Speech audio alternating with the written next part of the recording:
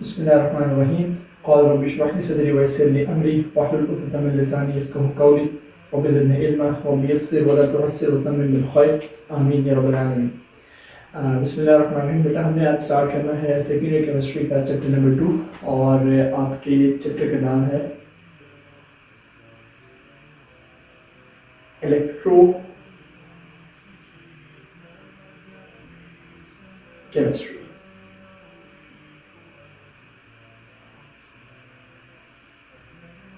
अच्छा जी, इलेक्ट्रोकेमिस्ट्री क्या है? तो बेसिकली इलेक्ट्रोकेमिस्ट्री दो वर्ड्स का मिक्सचर है। अगर आप गौर करें तो इसके अंदर एक वर्ड लिखा हुआ है बेटा इलेक्ट्रो और दूसरा वर्ड लिखा हुआ है chemistry.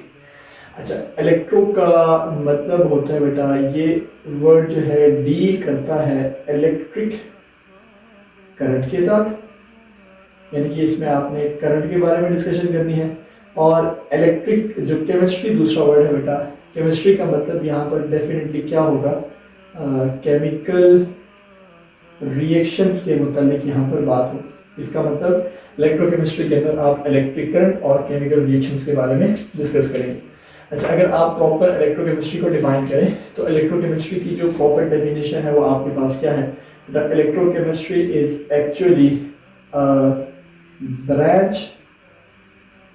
Branch of chemistry. Chemistry की एक ब्रांच है जिसमें हम क्या करते हैं, that deals with the study of that deals with the study of inter that deals with the study of interconversion। तो आपने इसमें इंटरकन्वर्जन करनी होती है। किस चीज़ की interconversion? Interconversion of chemical energy and electrical energy, यानी कि एक ऐसी ब्रांच, एक ऐसी फील्ड जिसके अंदर आप क्या करते हैं, दो तरह की एनर्जीज को आपस में इंटर कन्वर्ट करते हो। इंटर कन्वर्ट का मतलब ये होता है कि आपके पास कहीं पर केमिकल एनर्जी मौजूद है और आपने उसको कन्वर्ट कर दिया इलेक्ट्रिकल एनर्जी के अंदर, या फिर कहीं पर इलेक्ट्रिकल एनर्जी मौजूद थी और आपने उसको कन्वर्ट कर दिया किसके अंदर, केमिकल एनर्जी के अंदर। यानी कि इलेक्ट्रोकेमिस्ट्री के अंदर आपके पास दोनों तरह की कन्वर्जन होती हैं, केमिकल टू इलेक्ट्रिकल भी होती है और इलेक्ट्रिकल टू केमिकल भी होती है। तो जहां पर आप इन दोनों एनर्जीज को आपस में इंटर कन्वर्ट करते हो उस ब्रांच को आप क्या नाम देते हो बेटा? इलेक्ट्रोकेमिस्ट्री का नाम देते हो। अच्छा, अब एक तो हमने ये कहा इलेक्ट्रिक करंट की इसमें डीलिंग होगी। सेकंड नंबर पे केमिकल रिएक्शंस की बात की, तो आपने याद रखना है इलेक्ट्रोकेमिस्ट्री के अंदर जो केमिकल रिएक्शंस आप करते हैं, definitely chemical reactions different type के होते हैं। तो इलेक्ट्रोकेमिस्ट्री के अंदर बेटा जो केमिकल रिएक्शंस आपने स्टडी करने हैं उन केमिकल रिएक्शंस को बेटा नाम दिया जाता है रिडॉक्स रिएक्शंस। यानी कि इस ब्रांच के अंदर, इस चैप्टर के अंदर जितने भी रिएक्शंस आप पढ़ोगे उनको हम क्या कहते हैं जी? रिडॉक्स रिएक्शन कहते हैं। अब रिडॉक्स रिएक्शन बेसिकली क्या है बेटा? रिडॉक्स के अंदर दो वर्ड्स हैं, RED स्टैंड्स फॉर रिडक्शन है और OX स्टैंड्स फॉर ऑक्सीडेशन है। तो हम इन दोनों को अलग से डिफाइन कर लेते हैं बेटा। यहाँ पर हम लिख लेते हैं जी रिडक्शन के बारे में कि रिडक्शन किसे कहेंगे, और इसके ऑपोजिट बेटा यहाँ पर हम डिस्कस कर लेते हैं ऑक्सीडेशन के बारे में कि ऑक्सीडेशन किसे कहेंगे। अच्छा जी, हम ना डिफरेंट क्राइटेरियाज के ऊपर इनको डिफाइन कर सकते हैं। जैसे ऑक्सीडेशन के लिए हम ये बात सिंपल कहते हैं कि अगर किसी चीज़ में ऑक्सीजन ऐड हो, यानी कि गेन ऑफ ऑक्सीजन हो, तो उसको ऑक्सीडेशन कहेंगे बेटा। इसके अलावा आप इसको हाइड्रोजन की टर्म्स में डिफाइन कर सकते हो। हम कहते हैं अगर कहीं पर लॉस ऑफ हाइड्रोजन हो रहा है तो उसको भी ऑक्सीडेशन कहेंगे। इसके अलावा बेटा हम इसको एक और बेस पर डिफाइन कर सकते हैं, that is loss of electrons. अगर कोई चीज़ अपने अंदर से इलेक्ट्रॉन लूज कर रही है तो हम कहेंगे उसकी ऑक्सीडेशन हो रही है। और एंड पर बेटा हम ये कहते हैं कि ऑक्सीडेशन का मतलब होता है इंक्रीज ऑफ ऑक्सीडेशन स्टेट। अगर किसी चीज़ की ऑक्सीडेशन स्टेट ज़्यादा हो रही है तो हम कहेंगे उसकी क्या हो रही है? ऑक्सीडेशन। रिडक्शन इसके बिल्कुल ऑपोजिट होगा बेटा। यहाँ पर गेन ऑफ ऑक्सीजन कहाँ है तो यहाँ पर क्या कहेंगे? सिंपल, यहाँ पर आप कहेंगे बेटा reduction is loss of oxygen. अगर ये लॉस ऑफ हाइड्रोजन है तो रिडक्शन क्या होगा बेटा? यहाँ पर रिडक्शन हो जाएगा गेन ऑफ हाइड्रोजन। ये लॉस ऑफ इलेक्ट्रॉन है तो रिडक्शन क्या हो जाएगा बेटा? यहाँ पर हो जाएगा गेन ऑफ इलेक्ट्रॉन्स, अगर कहीं पर इलेक्ट्रॉन्स ऐड होंगे तो रिडक्शन है। इंक्रीज ऑफ ऑक्सीडेशन स्टेट, तो यहाँ पर क्या हो जाएगा बेटा, simple decrease of oxidation state. तो this is the difference between oxidation and reduction. बेटा ऑक्सीडेशन और रिडक्शन को इन टर्म्स पर आप क्या कर सकते हैं, डिफरेंशिएट कर सकते हैं। इलेक्ट्रोकेमिस्ट्री के अंदर जितने भी रिएक्शंस होंगे उनको कलेक्टिवली रिडॉक्स रिएक्शन कहेंगे। जहाँ पर ऑक्सीडेशन होगी तो वहाँ पर साइड बाय साइड रिडक्शन का प्रोसेस भी चल रहा होगा। ऐसा नहीं है कि सिर्फ ऑक्सीडेशन होगी या ऐसा नहीं है कि सिर्फ रिडक्शन होगी, दोनों प्रोसेसेस साइमल्टेनियसली चल रहे होते हैं। अच्छा, अब यहाँ से आगे अगर आप बात स्टार्ट करेंगे chemical to electrical, electrical to chemical की कन्वर्जन किस तरह की होती है, different types of electrochemical cells होते हैं, तो वो आपको पढ़ने से पहले ऑक्सीडेशन स्टेट के बारे में पता होना चाहिए कि ऑक्सीडेशन स्टेट क्या है। और ऑक्सीडेशन स्टेट का पता होगा तभी आप किसी केमिकल रिएक्शन में डिफाइन करोगे कि यार इसकी ऑक्सीडेशन हो रही है और इसकी रिडक्शन हो रही है, या ये इलेक्ट्रॉन लूज कर रहा है, ये इलेक्ट्रॉन गेन कर रहा है। तो बेटा हम यहाँ पर डिफाइन कर लेते हैं अगली टर्मिनोलॉजी अपनी, ऑक्सीडेशन स्टेट। बेटा ऑक्सीडेशन स्टेट को सिंपल ऑक्सीडेशन नंबर भी कहा जा सकता है। ऑक्सीडेशन स्टेट या फिर ऑक्सीडेशन नंबर क्या है बेटा, अगर इसको सिंपल डिफाइन करें तो हम इसको डिफाइन कर सकते हैं, it is actually apparent charge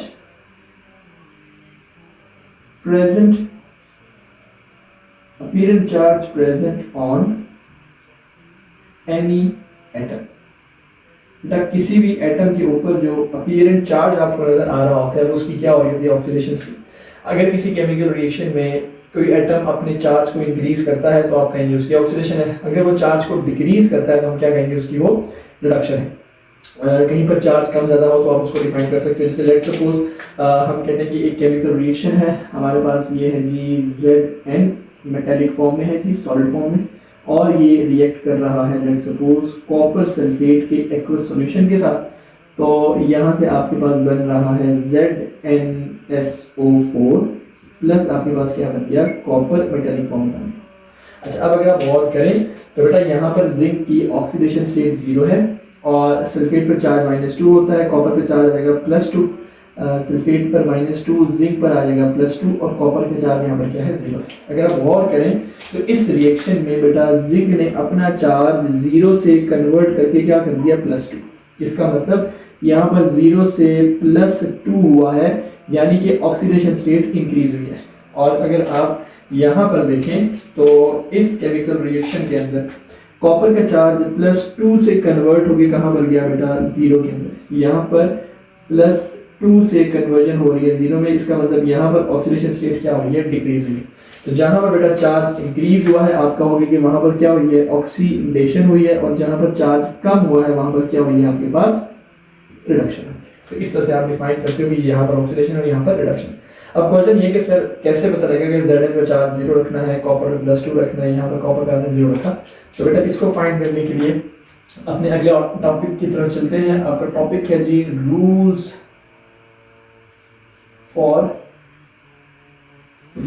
for assigning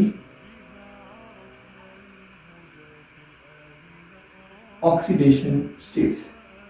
oxidation states को असाइन करने के लिए हमने किसी भी एलिमेंट का चार्ज क्या रखना है उसको डिफाइन करने के लिए हमारे पास डिफरेंट रूल्स होते हैं, तो उनको क्विकली स्टडी कर लेते हैं बेटा। सबसे फर्स्ट नंबर पे जो आपके पास पॉइंट है आपने याद रखना है, अगर कोई एलिमेंट फ्री फॉर्म में है तो फ्री एलिमेंट के केस में बेटा जो ऑक्सीडेशन स्टेट होगी वो हमेशा आपने क्या रखनी है, 0 रखनी है। तो oxidation state of free element is always 0। For example आपके पास ये सोडियम फ्री फॉर्म में है तो इसके ऊपर चार्ज क्या रखेंगे, 0 रखेंगे। सिमिलरली Cl2 भी फ्री फॉर्म में है, किसी दूसरे के साथ रिएक्शन नहीं हुआ हुआ तो चार्ज 0 होगा। इसी तरीके से बेटा फास्फोरस को ले लें, P4 की फॉर्म में चार्ज क्या होगा, 0 होगा। सल्फर को ले लें, फ्री फॉर्म में चार्ज क्या होगा, 0 होगा। तो फ्री एटम्स का चार्ज हमेशा क्या रखना है, आपने 0 रखना है। अच्छा, इसके बाद बेटा पॉइंट नंबर 2 है ऑक्सीडेशन स्टेट के लिए आपने याद रखना है फॉर हाइड्रोजन। हाइड्रोजन के केस में बेटा ऑक्सीडेशन स्टेट हमेशा क्या रखनी है, आपने +1 रखनी है। H का चार्ज हमेशा क्या होगा, +1 होगा। लेकिन अब यहाँ पर अगेन आपने याद रखना है विद द एक्सेप्शन ऑफ, एक एक्सेप्शन आपने याद रखनी है। वैसे तो हर जगह पर हाइड्रोजन का चार्ज +1 है, लेकिन एक्सेप्शन क्या याद रखनी है आपने बेटा, एक्सेप्शन ये याद रखनी है कि अगर हाइड्रोजन मौजूद होगा किसी मेटल के साथ जिसको मेटल हाइड्राइड कहते हैं, फॉर एग्जांपल ये है आपके पास MH, हाइड्रोजन किसी मेटल के साथ अटैच है तो इस केस में बेटा H के ऊपर चार्ज हमेशा क्या आएगा, -1 आएगा, नेगेटिव आएगा। फॉर एग्जांपल अगर आप स्पेसिफिक एग्जांपल देख लें, लेट्स सपोज हम कहते हैं कि हमारे पास एक कंपाउंड है जिस सोडियम हाइड्राइड NaH। अब अगर आप यहाँ पर गौर करें तो बेटा N के ऊपर, चूंकि Na मेटल है तो उसके ऊपर चार्ज क्या आना है, +1 आना है। तो बैलेंस करने के लिए फिर H पर क्या रखोगे, -1। तो मेटल हाइड्राइड्स के केस में H के ऊपर चार्ज क्या रहेगा, -1 रहेगा। इसके अलावा इसके ऊपर चार्ज हमेशा +1 रहता है। अच्छा, इसके अलावा नेक्स्ट अगर पॉइंट अगर आप देखें बेटा, पॉइंट नंबर 3 आपके पास क्या होगा, अगर आप बात करते हैं ऑक्सीजन की, फॉर ऑक्सीजन, तो ऑक्सीजन के केस में आपके पास ऑक्सीडेशन स्टेट अगर आप देखें तो ऑक्सीजन का चार्ज हमेशा आपने क्या पुट करना है बेटा, अपने कंपाउंड के अंदर -2 पुट करना। 6 का एलिमेंट है तो 2 इलेक्ट्रॉन्स गेन करेगा, -2 चार्ज आएगा। लेकिन अगेन यहाँ पर भी कुछ एक्सेप्शंस हैं, आपने उसको जहन में रखना है। जैसे अगर मैं ऑक्सीजन की बात करूँ तो ऑक्सीजन अपनी मल्टीपल ऑक्सीडेशन स्टेट्स शो करता है। वो स्टेट्स कौन कौन सी हैं, जरा हम लोग देखते हैं। अच्छा, एक तो है ऑक्सीजन अगर आपके पास अपने नॉर्मल ऑक्साइड की फॉर्म में है तो उसका चार्ज कुछ और होगा, अगर वो अपने पर ऑक्साइड की फॉर्म में है तो उसका चार्ज कुछ और होगा, और अगर वो अपने सुपर ऑक्साइड की फॉर्म में है तो उसका चार्ज कुछ और होगा। जैसे अगर आप पर ऑक्साइड की बात, नॉर्मल ऑक्साइड की बात करते हैं तो यहाँ पर O का चार्ज रहता है -2, बेटा पर ऑक्साइड में O का चार्ज होता है -1, और सुपर ऑक्साइड में O का चार्ज होता है -1/2, यहाँ -0.5 होता है। ठीक है, आपने याद रखना है। अगर आप स्पेसिफिक एग्जांपल देखते हैं तो नॉर्मल ऑक्साइड के एग्जांपल में आप क्या लिखेंगे बेटा, यहाँ पर आ जाएगा आपके पास Na2 और यहाँ पर आ जाएगा आपके पास O। अच्छा, अब सोडियम ग्रुप 1 का मेंबर है तो एक सोडियम पर चार्ज +1 है तो 2 पर हो जाएगा +2। बैलेंस करने के लिए O पर कितना रखना पड़ेगा, -2। तो यहाँ पर O पे चार्ज -2 है। अगर आप यहाँ पर देखें तो यहाँ पर आपके पास आ जाएगा Na2 और साथ आ जाएगा O2। अब यहाँ पर बेटा ए सोडियम पर चार्ज +2 है, यहाँ पर चार्ज होगा -2, लेकिन ये -2 दो ऑक्सीजन पर है तो एक पर चार्ज -1 आ जाएगा। सुपर ऑक्साइड के केस में आप देखें बेटा, पोटेशियम सुपर ऑक्साइड बनाता है, पोटेशियम ग्रुप 1 का मेंबर चार्ज +1 तो यहाँ पर होगा -1, 2 पर है तो एक पर चार्ज आ जाएगा -1/2। अच्छा, इसके अलावा एमसीक्यूज के लिए आपने ये चीज़ याद रखनी है कि ऑक्सीजन का एक कंपाउंड है बेटा OF2। बेटा ये वाहिद कंपाउंड है जिसमें ऑक्सीजन जो है वो +2 वैलेंसी शो करता है, बिकॉज फ्लोरीन के साथ अटैच है। फ्लोरीन इज हाईली इलेक्ट्रोनेगेटिव, इस पर कभी प्लस चार्ज नहीं आएगा। पूछ सकता है कि प्रोडक्ट में कौन सा एलिमेंट है जिस पर कभी भी पॉजिटिव चार्ज नहीं आ सकता, तो वो फ्लोरीन है, बिकॉज उसकी इलेक्ट्रोनेगेटिव सबसे ज्यादा होती है। अच्छा, इसके अलावा बेटा आपने नेक्स्ट याद रखना है, अगर आपके पास कोई न्यूट्रल कंपाउंड है, अगर कोई आपके पास न्यूट्रल कंपाउंड है तो न्यूट्रल कंपाउंड के केस में आपने क्या याद रखना है बेटा, sum of oxidation state is always 0। क्या मतलब इसका जी, एग्जांपल करते हैं। लेट्स सपोज हम कहते हैं कि ये आपके पास एक कंपाउंड है बेटा KMnO4, पोटेशियम परमैंगनेट। बेटा अब इसके अंदर पोटेशियम है, मैंगनीज है और साथ क्या है आपके पास ऑक्सीजन है। अगर मैं इन तीनों एलिमेंट्स के चार्ज को ऐड करूं, फॉर एग्जांपल मैं आपसे कहता हूं कि भाई यहाँ पर आप क्या करें, यहाँ पर आप पोटेशियम का चार्ज लिखें प्लस मैंगनीज का चार्ज लिखें और उसके साथ आप ऑक्सीजन का चार्ज लिखें, तो इन सब का चार्ज बेटा किसके इक्वल पुट करना है, आपने 0 के पुट करना है, क्योंकि न्यूट्रल कंपाउंड है। इसी तरीके से अगर आपका कोई compound let suppose charge form है, कोई आयन है आपके पास, लेट सपोज हम कहते हैं और चार्ज कंपाउंड्स, अगर कोई कंपाउंड आपके पास चार्ज फॉर्म में है, चार्ज कंपाउंड्स के केस में बेटा आपने याद रखना है कि आपके पास sum of oxidation state is equal to charge, उसी चार्ज के इक्वल होगी तमाम एलिमेंट्स की ऑक्सीडेशन स्टेट का सम। फॉर एग्जांपल ये है आपके पास HSO4-1, ये बाइसल्फेट आयन है। अगर हम इसमें देखें तो oxidation state of hydrogen plus oxidation state of sulphur plus oxidation state of oxygen, बेटा इन सबको ऐड करेंगे तो आंसर किसके इक्वल आएगा, -1 के इक्वल, क्योंकि चार्ज का -1, तो ये आपने याद रखना है। इसके अलावा बेटा नेक्स्ट पॉइंट अगर आप देखें तो आपने अगला पॉइंट याद रखना है, for simple ions oxidation state is same as charge. Oxidation state बेटा बिल्कुल सेम होगी जैसे चार्ज आयन का। फॉर एग्जांपल ये आपके पास है लेट्स सपोज Cl नेगेटिव, तो इसकी ऑक्सीजन स्टेट -1 है आपके पास है Na पॉजिटिव, तो इसकी ऑक्सीजन स्टेट क्या है +1। अच्छा, इसके अलावा बेटा आपने याद रखना है नेक्स्ट पॉइंट जो है रूल्स के अंदर आप क्या डिस्कस करोगे, जो आपके पास ग्रुप्स हैं डिफरेंट, अगर आप उन ग्रुप्स को चेक करो बेटा, यहाँ पर ग्रुप्स को देखते हैं। जो ग्रुप 1 है इनका चार्ज हमेशा क्या रहेगा +1 रहेगा, ठीक है। जो ग्रुप 2 के एलिमेंट्स हैं इनका चार्ज हमेशा क्या रखना है आपने +2 रखना है बेटा। जो ग्रुप 3 के एलिमेंट्स हैं इनका चार्ज हमेशा क्या रहेगा +3 रहेगा। और जो ग्रुप 4 के एलिमेंट्स, क्योंकि उनके वैलेंस में 4 इलेक्ट्रॉन है, लूज भी कर सकते हैं गेन भी कर सकते हैं, तो इनके ऊपर चार्ज बेटा आपके पास +4 भी आ सकता है, इनके ऊपर चार्ज -4 भी आ सकता है। सिमिलरली अगर आप आगे देखो तो ग्रुप 5 की अगर बात करें बेटा, उनके वैलेंस शेल में 5 इलेक्ट्रॉन्स हैं, तो अगर वो 5 इलेक्ट्रॉन में से 3 गेन करते हैं तो चार्ज -3 आएगा। और बेटा अगर वो 5 लूज कर देते हैं तो चार्ज +5 तक जा सकते हैं, तो -3 से +5 तक होगा इनके चार्ज। बेटा ग्रुप 6 की बात करें अगर, तो वैलेंस शेल में 6 इलेक्ट्रॉन अपने हैं, गेन करेंगे 2 तो चार्ज आएगा -2, और अगर आप वो लूज करते हैं तो वो चार्ज +6 तक जा सकते हैं। जैसे सल्फर है या ऑक्सीजन है तो +6 तक चार्ज शो कर सकते हैं। फिर आएगा आपके पास ग्रुप 7 की अगर बात करें तो वैलेंस शेल में 7 इलेक्ट्रॉन है, गेन करेंगे तो एक चार्ज -1 का आएगा, और अगर लूज करना चाहें तो आपको चार्ज कहाँ तक जा सकते हैं +7 तक जा सकते हैं, ठीक है। तो ये आपके पास डिफरेंट जो ग्रुप्स हैं उनके अंदर चार्ज आपने ऐसे लिखने हैं। ये रूल्स अगर आपको आते होंगे तो आप किसी भी ऑक्सीडेशन स्टेट को इजीली फाइंड आउट कर सकते हैं। अच्छा, नेक्स्ट आपके पास बेटा एक और आर्टिकल डिस्कस कर लेते हैं, और वो है डिफरेंस बिटवीन ऑक्सीडाइजिंग एजेंट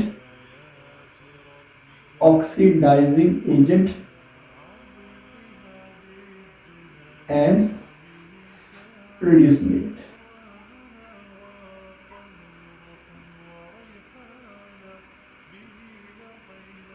अच्छा, ऑक्सीडाइजिंग एजेंट और रिड्यूसिंग एजेंट किसे कहते हैं बेटा, आपने सिंपल एक चीज याद रखनी है, वो चीज ये है कि एजेंट हमेशा दूसरों के लिए काम करते हैं, ठीक है। जब भी एजेंट का वर्ड आएगा, जैसे ट्रैवल एजेंट्स होते हैं तो वो आपके लिए दूसरों के लिए ट्रैवलिंग को देख रहे होते हैं, सारे एक्सपेंसेस को वो सारे मैनेजमेंट कर रहे होते हैं, तो एजेंट ने हमेशा दूसरों के लिए काम करना है। अब पीछे वर्ड लिखा हुआ है ऑक्सीडाइजिंग, इसका मतलब दूसरों के लिए होगी और ऑक्सीडेशन होगी। तो ऑक्सीडाइजिंग एजेंट आपके पास क्या है, ऑक्सीडाइजिंग एजेंट को हम क्या कहेंगे बेटा, ऐसी स्पीशी दैट जो क्या करे बेटा, ऐसी species that causes oxidation of others, जो दूसरों की ऑक्सीडेशन करवाएगी, and is itself reduced। बेटा वो चीज जो दूसरों की ऑक्सीडेशन करवाए और खुद रिड्यूस हो, उसको क्या कहेंगे, ऑक्सीडाइजिंग एजेंट कहेंगे। बेटा इसके बरअक्स जो दूसरी है रिड्यूसिंग एजेंट, मैंने बताया एजेंट ने दूसरों के लिए काम करना, पीछे वर्ड रिडक्शन का लिखा हुआ है, इसका मतलब रिड्यूसिंग एजेंट क्या है, species, reducing agent is a species that causes reduction of others and is itself, और वो खुद क्या होगी बेटा, ऑक्सीडाइज, खुद वो ऑक्सीडाइज होगी, तो ऐसी स्पीशी को हम क्या कहेंगे बेटा, रिड्यूसिंग एजेंट कहेंगे। जैसे अभी हमने थोड़ी देर पहले एग्जांपल पढ़ी थी, आप उसको वापस देख सकते हैं, उससे आप चेक कर सकते हैं कि which is the oxidizing agent and which is the reducing agent. For example ये है आपके पास वो एग्जांपल थी Zn+CuSO4 और it was converted into ZnSO4 plus साथ क्या बना था, Cu बना था। अच्छा, अब यहाँ पर देखें जो आपके पास Zn है बेटा, ये 0 से कन्वर्ट हो रहा था +2 के अंदर, इसका मतलब Zn 0 से कहाँ जा रहा है बेटा, +2 में जा रहा है, चार्ज इंक्रीज कर रहा है, दिस मींस कि इसकी क्या हो रही है, ऑक्सीडेशन हो रही है। और अगर आप कॉपर को देखो तो कॉपर बेटा आपके पास यहाँ पर मौजूद है +2 के अंदर और यहाँ पर मौजूद है 0 के अंदर, इसका मतलब कॉपर +2 से कहाँ जा रहा है बेटा, 0 में जा रहा है, इसका मतलब इसकी क्या हो रही है, रिडक्शन हो रही है। अब ये ऑपोजिटली काम करते हैं, जिसकी अपनी ऑक्सीडेशन हुई है, इसका मतलब वो एजेंट कौन सा है, वो एजेंट है आपके पास ऑक्सी, जिसकी अपनी ऑक्सीडेशन हुई है वो एजेंट कौन सा है, सिंपल जी रिड्यूसिंग एजेंट है, और जिसकी अपनी रिडक्शन हुई है वो एजेंट कौन सा है, ऑक्सीडाइजिंग एजेंट। तो सिंपल आप चेक कर सकते हैं, जिसकी ऑक्सीडेशन हो रही है वो ऑक्सीडाइजिंग रिड्यूसिंग एजेंट होगा, जिसकी रिडक्शन हो रही है वो क्या होगा, ऑक्सीडाइजिंग। आज के लेक्चर की आखिरी पॉइंट और फिर लेक्चर को वाइंड अप करते हैं।